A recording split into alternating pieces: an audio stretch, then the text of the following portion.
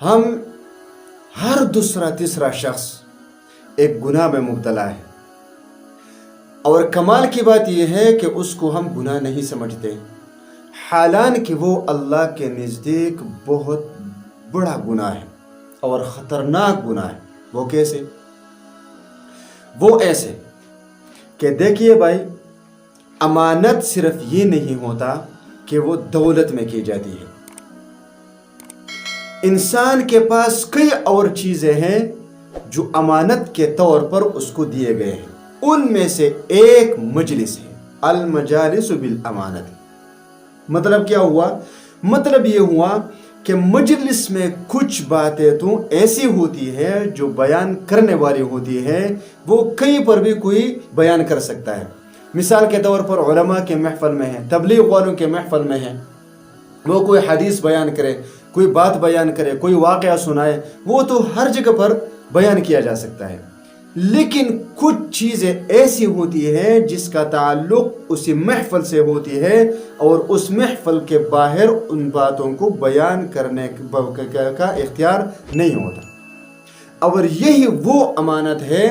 جس میں ہمارا ہر دوسرا بندہ مبتلا ہے کہ مجلس کے ایسی باتیں دوسروں کے سامنے بیان کر دیتے ہیں اور لوگوں کی عزتیں تار تار کر دیتے ہیں۔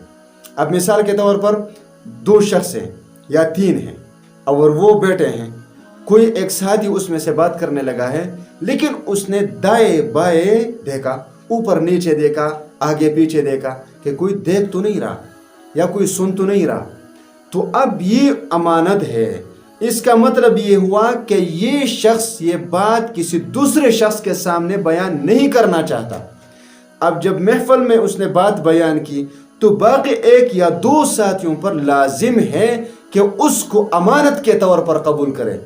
اور کسی دوسرے شخص کے سامنے اس کو بیان نہ کرے۔ اور آپ لوگ یہ بات جانتے ہی ہوں گے کہ قیامت کے دن ایسے شخص کو جہنم کے اس طبقے میں ڈالا جائے گا کہ جب وہ جہنم کے بالکل آخری حصے میں ہو،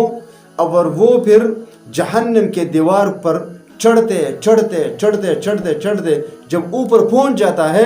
تو وہاں پر فرشتے کھڑے ہوں گے اور ان کے ہاتھوں میں ہتھوڑے ہوں گے،